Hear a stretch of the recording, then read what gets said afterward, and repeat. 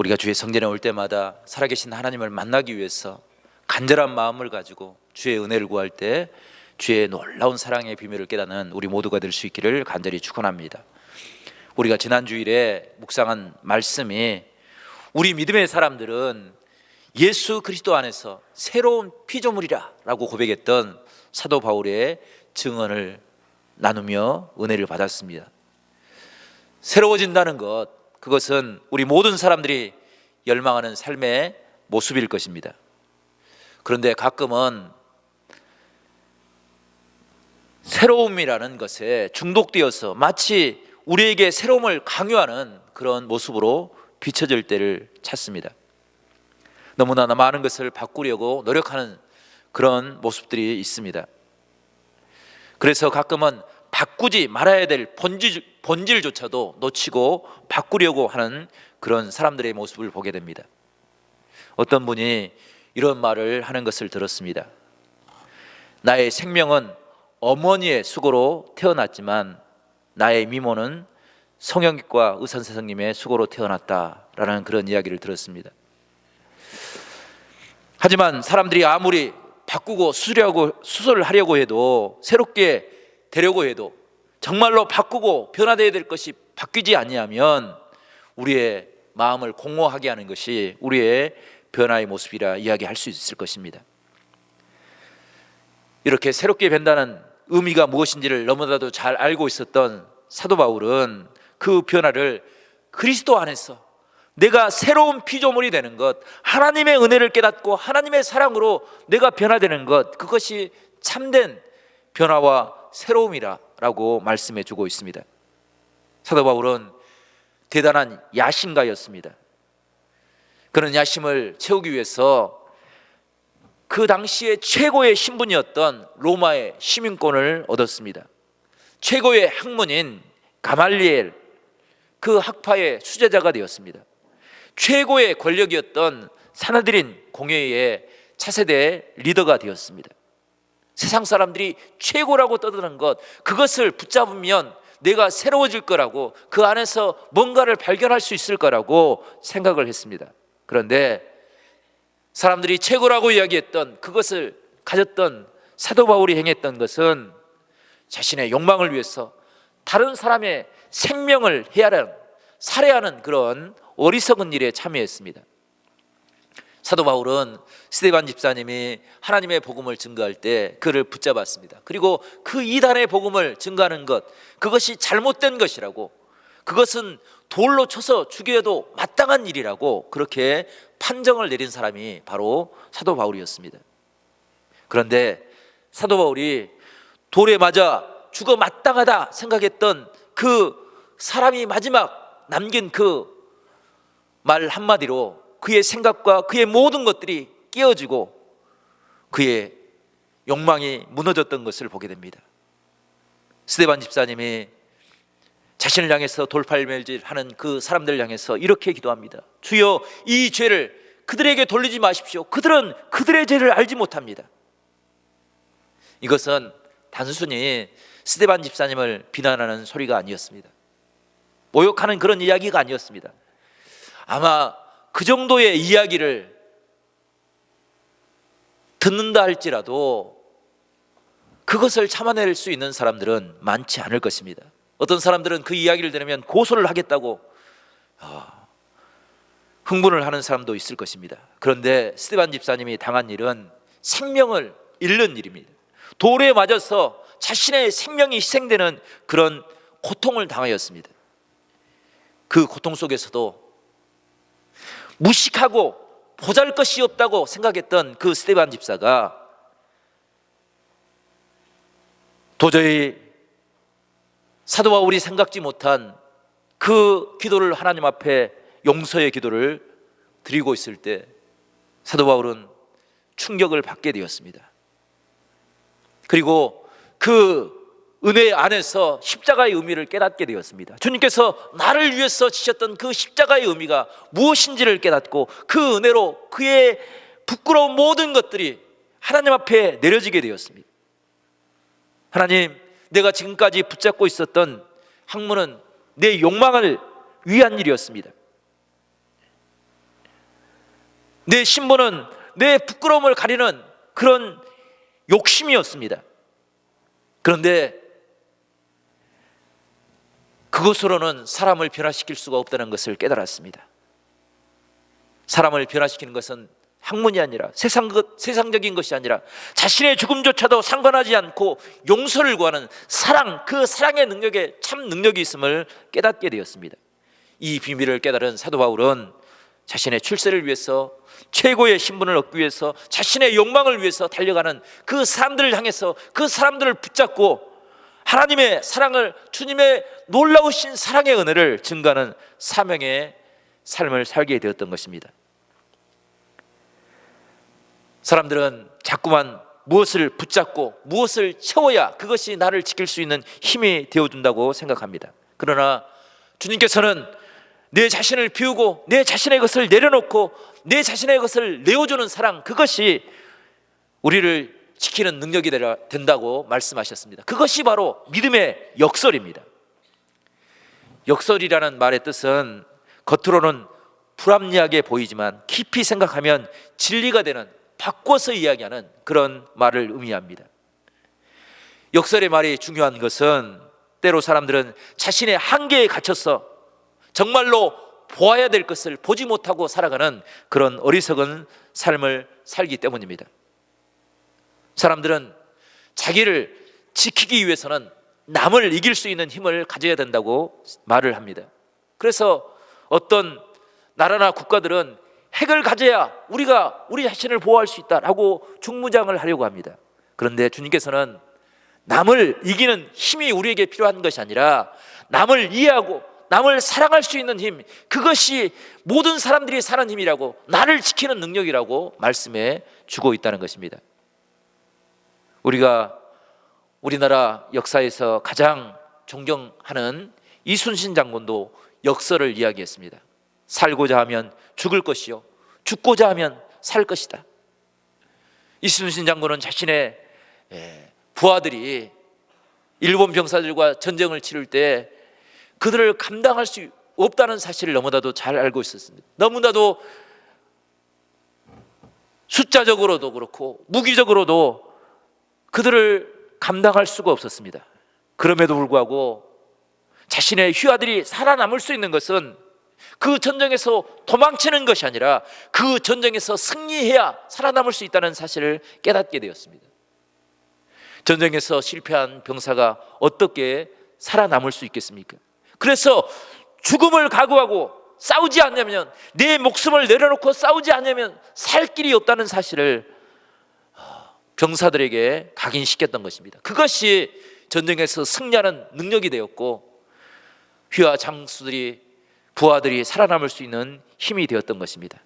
이것이 병사들이 살아남을 수 있는 삶의 역설입니다.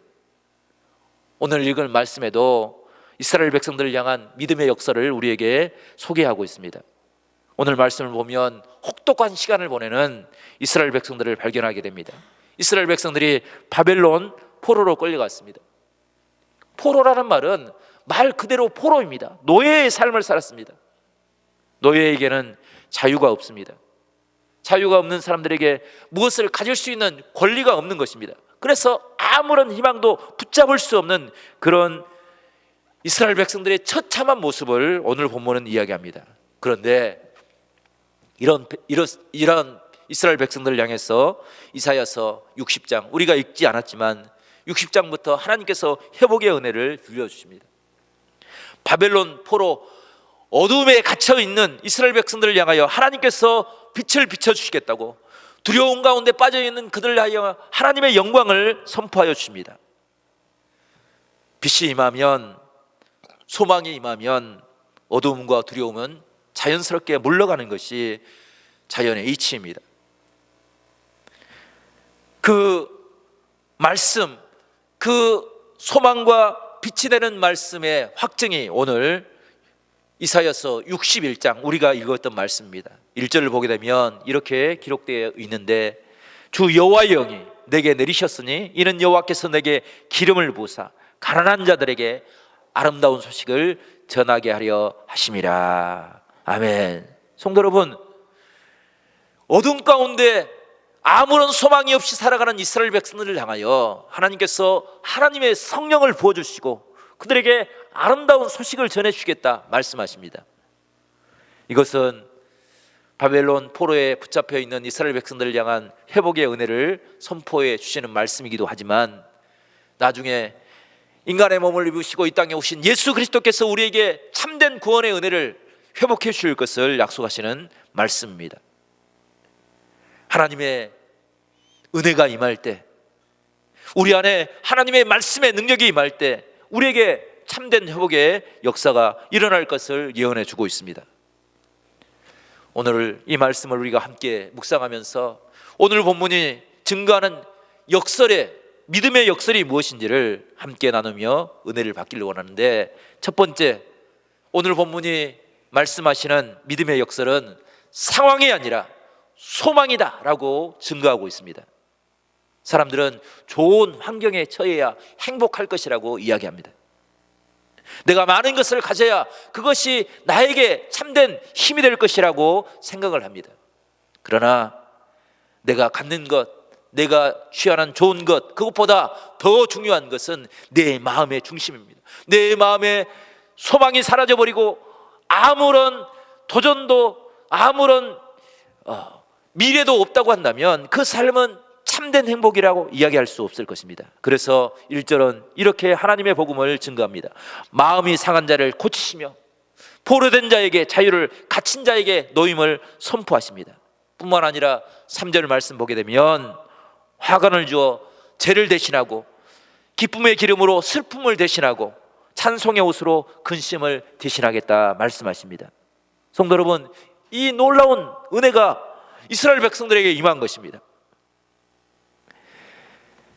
이스라엘 백성들에게 하나님께서 죄를 대신해서 절망과 좌절과 슬픔 가운데 빠져있는 그들에게 화관을, 꽃의 관을 씌워주시고 슬픔을 대신해서 기쁨의 기름을 허락하여 주시고 근심을 대신해서 찬양하며 하나님의 은혜를 바라볼 수 있는 그런 축복의 은혜를 허락하여 주실 것을 말씀하십니다.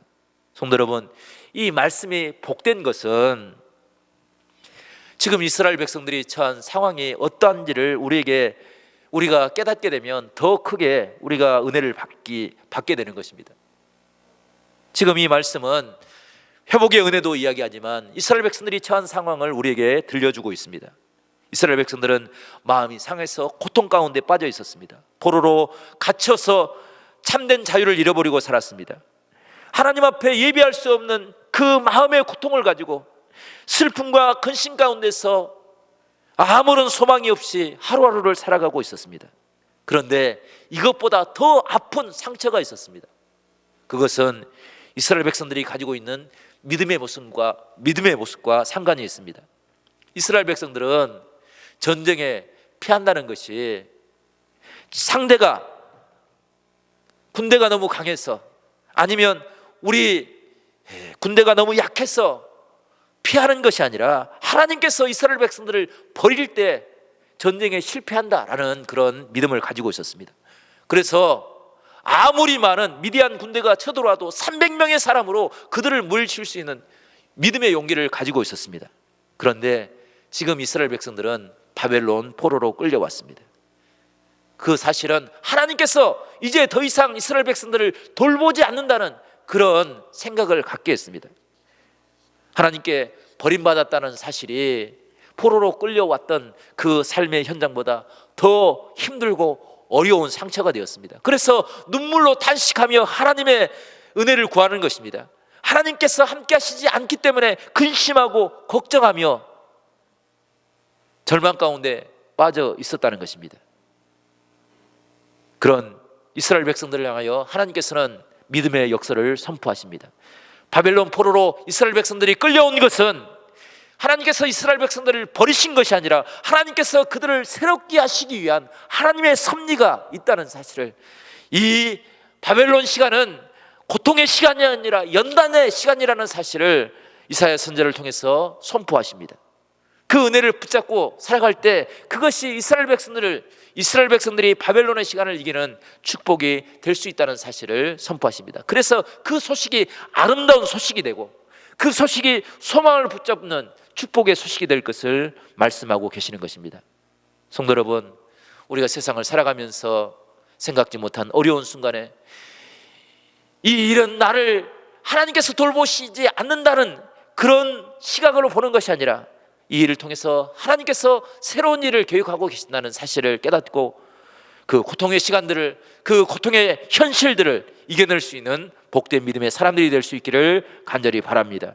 하나님은 결코 하나님이 택한 자들을 버리지 아니하시고 상한 갈대를 꺾지 아니하시고 꺼져가는 심지를 끄지 아니하시고 긍휼의 은총을 베푸시는 은혜의 하나님인 줄로 믿습니다. 그래서 하나님께서 우리를 예배자로 세우기 위해서 죄를 뒤집어 쓴 우리를 깨끗이 씻어주시고 화관을 씌워주시고 슬픔의 마음을 회복하여 주시고 근심의 염려를 떨쳐버리게 하여 주시고 찬송의 옷을 입어 하나님의 이름을 찬양하는 복된 믿음의 자리에 세워질 것을 약속하고 있는 것입니다.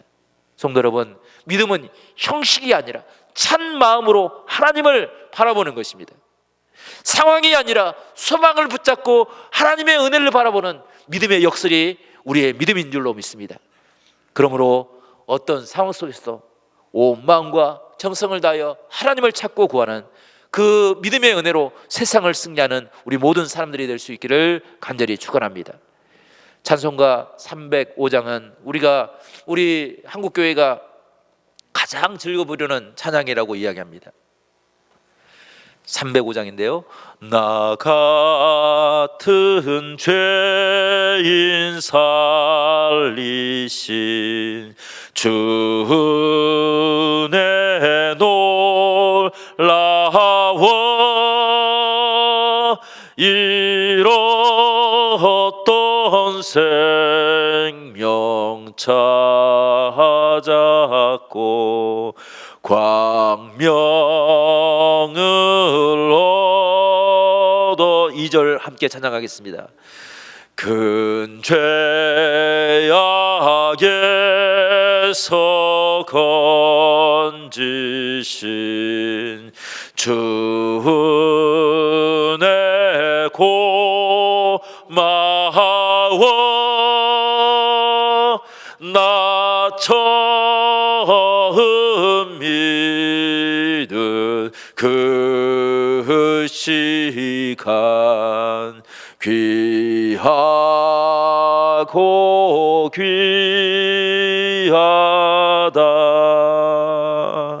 아멘.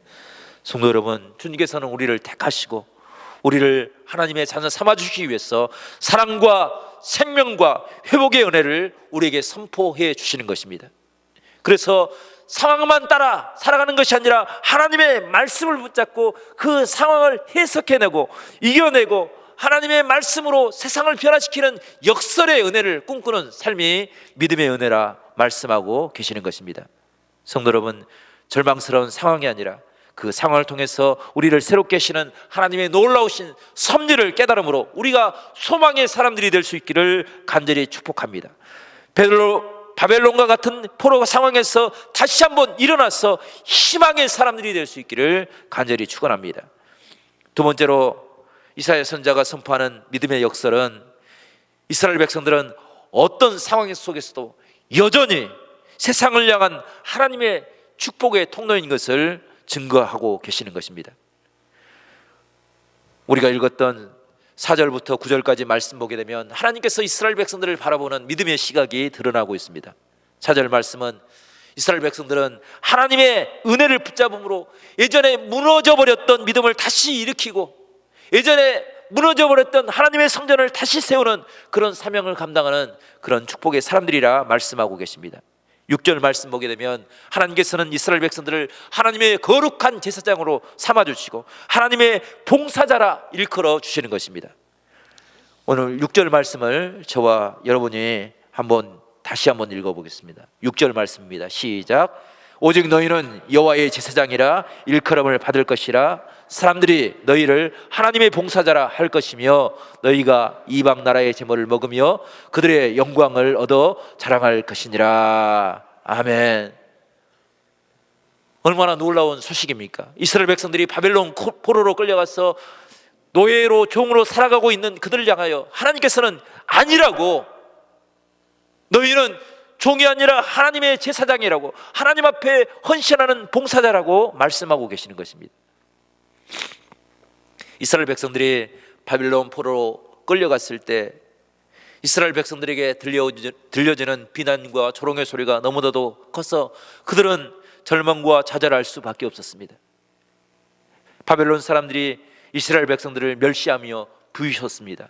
그리고 그들을 향하여 너희 하나님이 어디 있냐고, 너희를 지키고 보호하신 하나님이 어디 있냐고 조롱하였습니다. 그 상황들은 너무나도 수치스럽고 너무나도 고통스러운 시간들이었습니다. 살다 보면 참 사람을 기분 나쁘게 하는 것들이 있습니다. 그것은 어떤 행동보다도 사람을 무시하고 멸시하는 말을 듣게 되면 사람의 자존심마저 무너지는 그런 모습들을 깨닫게 됩니다. 반대로 사람을 일으켜주고 힘을 나게 하는 그런 말들도 있습니다. 그런데 이스라엘 백성들은 포로로 끌려가서 늘 바벨론 사람들에게 기죽고 절망스러운 그런 이야기를 들었습니다. 그런데 그런 상황을 하나님께서는 너무나도 잘 알고 계셨습니다. 그래서 그들을 일으키기 위해서 그들을 향하여 존중하는 말, 세워주는 말, 그들의 정체성이 무엇인지를 바로 깨닫게 하시는 그런 음성을 들려주시는 것입니다. 그래서 이스라엘 백성들을 향하여 하나님의 제사장이라고, 하나님 앞에 봉사하는 봉사자라고, 이 땅을 새롭게 하실 중수, 새롭게 세우는 그런 믿음의 사람이라고 들려주시는 것입니다. 하나님께서는 세상을 향하여 우리를 하나님의 축복의 통로로 삼아 주셨습니다. 성도 여러분, 우리가 세상을 살아갈 때 여러분은 세상 사람 앞에서 그리고 하나님 앞에서 무엇이라고 불려지기를 원하십니까? 세상 사람들이 비웃는다고, 비난한다고, 하나님의 생명된 그 이름을 부끄럽게 여기며 그 이름을 포기하며 살겠습니까? 우리에게 주신 그 아름다운 이름을 가지고 믿음의 정체성을 가지고 하나님이 허락하신 그 세상을 향한 하나님의 축복의 주인공으로 살아갈 수 있는 그런 아름다운 신앙의 은혜가 우리 가운데 있기를 간절히 바랍니다. 창세기 39장을 보게 되면 요셉이 보디발의 집에 노예로 팔려가는 그런 사건이 기록되어 있습니다. 그때 요셉의 나이가 겨우 15세 전후였습니다. 작은 소년에 불과했습니다. 그런데 요셉이 보디발의 집에 가서 일을 하는데 희한한 일들이 벌어집니다. 요셉이 작은 소년에게, 요셉에게 어려운 일, 힘든 일을 맡겨도 그 일들이 형통으로 풀려지게 되었습니다. 그것을 보고 주인 보디발 장군은 하나님께서 요셉과 함께 하신다는 것을 깨달았습니다. 요셉이 하시는 모든 일들 위해 하나님께서 복을 허락하여 주신다는 사실을 깨닫게 되었습니다. 그 모습을 창세기 49장 22절은 이렇게 이야기를 하고 있습니다. 요셉은 무성한 가지, 곧 샘 곁에 무성한 가지라 그 가지가 담을 넘었도다. 아멘. 성도 여러분, 요셉은 종이고 노예에 불과했습니다. 그런데 요셉이 하는 일을 보니까 요셉을 통해서 그 주변의 사람들이 복을 받고, 그 주변의 사람들이 일이 잘 되고, 그 주변의 사람들이 감사하고, 그 주변의 사람들이 기쁨과 감사로 가득 넘치게 되었던 것입니다. 그 모습을 바라보면서 요셉을 통해서 요셉은 무성한 가지다고, 담을 넘어서 많은 사람들에게 하나님의 은혜를 증가하는 그런 축복의 주인공이라고 그를 칭찬했습니다. 그것이 우리 성도들을 향한 하나님의 사명인 줄로 믿습니다. 우리는 하나님과 세상을 이어주는 하나님의 축복의 통로인 줄로 믿습니다. 그 사명을 잃어버리지 말고 주님께서 허락하신 그 말씀의 은혜를 붙잡고 세상을 승리하며 살아가는 우리 모두가 될 수 있기를 간절히 축원합니다.